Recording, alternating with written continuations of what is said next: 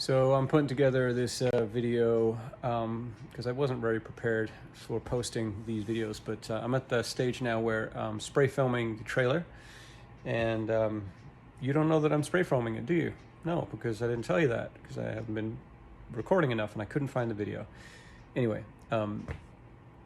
with the trailer, I decided to spray foam it, which was definitely the more expensive. It cost about $2,000 to spray foam. But I've heard so many horror stories with trailers in damp conditions getting mold. And I think part of the problem with the mold is the R value with insulation, regular bat insulation, is so small, so low that it really doesn't do a whole lot. And if that moisture kind of gets in the cavity in there, I mean, I'm still kind of trying to figure out how the moisture all works, but I think it just sweats. So if you spray foam, you kind of create like a closed cell. It's like a solid block of insulation. There is nowhere for the moisture has to sit on the outside of the trailer. So it really, it gives you an incredible R rating. I think I'm getting R14 in about 2.5 inches, which is incredible. So it ticks a bunch of boxes. It gives you incredible R value in a short amount of space. It makes the trailer super solid because it bonds to all of the wood and everything around. So it structurally makes it really sound. And three, it hopefully will eliminate the mildew issue. And so, you know, there's a couple things that I'm not too happy about. One is the cost of it, and two is the environmental impact. I think is not the greatest. It's pretty fumey. But it was one of those things that I was like, you know, there's no other good options. I tried to do solid rigid insulation, and every time I leaned on the trailer from the outside, it just popped off. And not to mention all the nooks and crannies would be just a nightmare to do. So if you can afford it, spray foam's the way to go. So I spray foamed the inside, but the floor I glued 2-inch rigid foam insulation to the plywood, and then I put that down on the frame. And then because it's a winter trailer and it has an aluminum bottom, I laid Roxol Safe and Sound on the bottom. So fingers crossed it doesn't leak. Roxol doesn't really hold the water like other insulations. So yeah, so I'm gonna show you now a bit about how it all went, and definitely had its challenges, but it's a messy product to work with. It sticks to everything. Well, while families are playing happily in the snow in Vancouver, because it snowed last night pretty good, old Papa's working on the trailer. So welcome to the Green Machine again. Now, the insulation is awesome. It's warm in here and toasty and feels tight and good, blah, blah, blah, blah. But I've got a job on my hands. I got to give this thing a massive haircut, because you can see it's hard to do when you've only got this much thickness of foam and you spray it in here, it expands out, and to predict how far it comes out, it's almost impossible. So you can see here, it's out everywhere. The ceiling's the worst, and this stuff is not toxic. It's not like regular insulation where you get all of the fibers in the air. It just falls to the ground, but it's got so much static. The clothes I wore last night when I was doing this, they're kind of throwaways now. Hence I'm wearing this wonderful snowman suit. You can just see it. I mean, come on. It's not fair. Nothing's easy.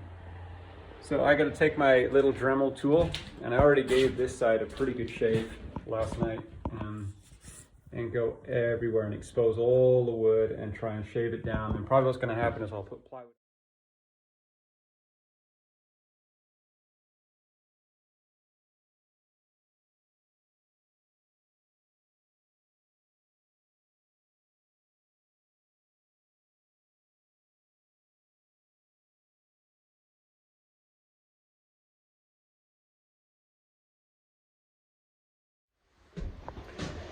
Sunday, fun day. This tool is amazing. If you get the blade that that can go through metal and wood, I couldn't have done this. It's been helping rebuild my boat 100%, and I've been using it all the time on this. So shaving all of this down, like you can just see. This thing just slices through it like butter. Anyway, I just thought I'd give you a little update. Here's the plywood. I've had to scribe it around corners, scribe it around windows, scribe it around plugs, and I haven't done awesome on some of them. Luckily, I just dodged a bullet here, right? Was going to cut it here. These kind of things, you have to really slow down because you can make a mistake. Unfortunately, well, it's not brutal, but as I got toward the end, I noticed, because this trailer is not level, it's really hard to make it level. And air goes out of the tires and it goes off a bit and blah, blah, blah. So getting towards the end, I started to kind of lose my square a little bit, so the cuts weren't great. Like I kept these seams really good, but you can see I kind of went a little off here and a little off up here. So I gotta figure out a window trim and a plug trim. So all that will be covered up with whatever I trim these windows out with. So that's not too bad. Anyway, I'm on to this side now. And then, yeah, I think I've only got a couple sheets left. So 3 sheets left, I'm actually short. I've got a bit of a challenge trying to bend it around those curves, these curves here at the end. I tried it with a piece of this stuff, which is, I think, it's a 1/4 inch, and it just snapped just as I got close. So I might wet it down and bend it, or get thinner stuff, but I prefer to use the same material. So I'll cross that bridge when I've come to it. All right. Well, it's family day here in Canada. For those of you who are watching from other countries, I got a fun task here is to make this curve happen. And I got 1/4 inch plywood here, and what I've done on the walls is put a nice, the flame of the grain is going up and down, and I wanted to carry that on the back, but the problem is I can't curve against the grain. I have to curve with the grain so it folds better. So unfortunately at the back here I got to change the grain. Honestly, it's my perfectionism getting in the way, because there's going to be beds behind there and no one's going to notice, but I'm going to notice. So what I'm doing here to try and make the curve is to cut a little bit slots into this piece of wood. So I ripped it with a saw. It's only 1/4 inch, so I don't have much to play with, but I've taken about 1 ply's worth down, and I think that is going to bend up against that curve.